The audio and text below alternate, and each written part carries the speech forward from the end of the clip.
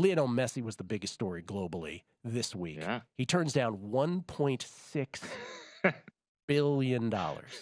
And he's like, Must be nice. Nah, I'm cool. Yeah. I'll just go to Miami where I'd like to experience soccer in a different way. Mm-hmm. What was your take on all of that? I mean, I kind of thought this is where it would end up only by default, because I think he wanted to go to Barcelona, go back there. But Barcelona is a disaster financially, and they literally just can't.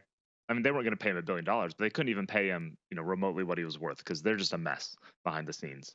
I just don't think he wanted to go to Saudi Arabia. He'd rather live in Miami. And plus, Ronaldo went to Saudi Arabia already. So I think if he went there, he kind of would have felt this would have been following him. And even if you're getting more money, like, look, Messi's estimated over $1 billion already between endorsements and his soccer deals. So yeah, like, he doesn't need the money as much as anybody doesn't need money. Would you and your family rather live in Miami, where I believe he already has a place, or Riyadh or whatever city in Saudi Arabia? I think I'm gonna go Miami. I'm gonna say Miami. I would pick Miami. Yes, if you got the $1 billion already, that is right. Then you can turn down $1.6 billion extra.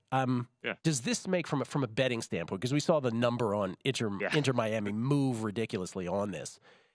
I mean, the history of soccer is a bunch of great non-American players sort of playing their last days in the United States, all the way back to Pelé, Johan Cruyff, for those of us of a certain age. Remember Washington Diplomats? Washington Diplomats. I saw him live with my own two eyes. Nice. So this is a tried and true thing. Beckham, obviously, in more recent times. We can go on and on. It doesn't always work out that this equals championship. So do you think that's a bad bet? I mean, it's MLS, so it's knockout soccer, and in a league that has even more parity than your average league, especially in Europe, that's more top heavy. So sure, you want to take a bet on him 21, 25 to 1, whatever it is, for Miami to win the title? Sure. But they've got to get to the playoffs. They're in last place, but they're still only 6 points out of the playoffs. I mean, I wouldn't advise placing the bet necessarily, just because Miami has been really not good this year. And it'll be an interesting test case. You always joke about what happens if you take, could Michael Jordan, you and me, and Kelley and another guy, could we beat what team? And this isn't quite that, but it's about as close as you're going to get in the professional soccer world, where you're taking the greatest player of all time, maybe past his prime, but still trying to Argentina to World Cup. Yeah, how dare you disparage Kelley Bydlon on a soccer pitch? That's right. That kid can play. My bad. I'm doing a sight unseen. That's a bad move on my part. Inter Miami 25 to 1. 25 to 1. Inter Miami down from triple digits to 1. Obviously. Right, it was like 150, 200 in different places. So, okay, I mean, sure, if you want to, fine, but I don't necessarily advise it. Your Premier League season ended up how, betting wise, Paul? Pretty good. I mean, it was up 8%, about 7 units for the year. So over the course of the season, okay, it wasn't as good as last year, but that was a pretty hot run. So we'll take that. Nothing wrong with that. Nothing wrong with that at all. Okay, which brings us to Man City then, who obviously won the Premier League and is now going for the treble. Right, this is the deal. Champions League final. Talk to us. How, first of all, again, legacy wise, how big of a deal would this be?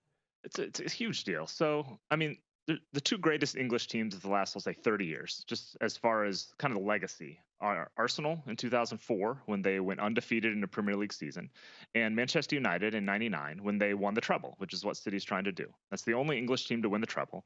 And, that United team wasn't necessarily the best team of the last 30 years. United has had better teams. Certainly some of the more recent City or Liverpool teams were better in a sense, but the United team won the treble. That's what you get remembered for, is lifting trophies. So this City team is probably, start to finish, not the best City team we've seen in the last 5 years, but they can do something none of those other teams did, and it would make them stand out. They've got the narrative of, Erling Haaland coming in and scoring 7,000 goals this season.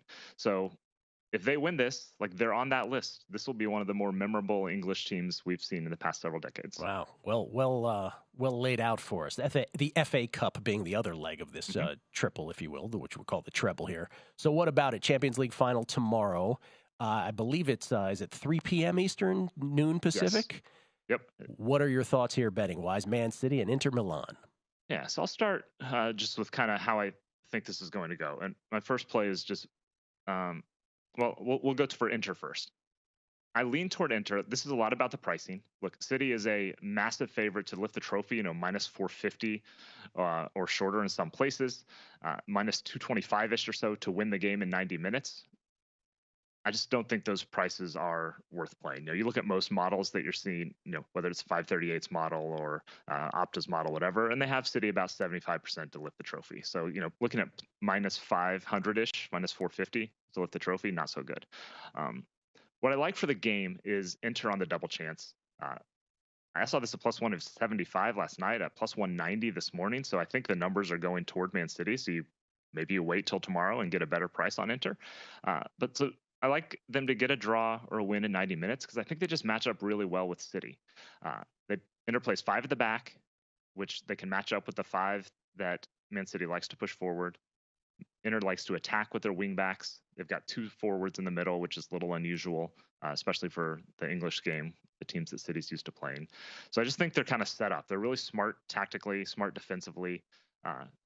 This is a game City could run away with. I don't think it'll look like the Real Madrid semifinal. They won 4-0, but it's always a possibility. But I just think Inter keeps it tight. They can at least get through 90 minutes even. So I like plus 175, plus 190. Maybe you can get better on Inter.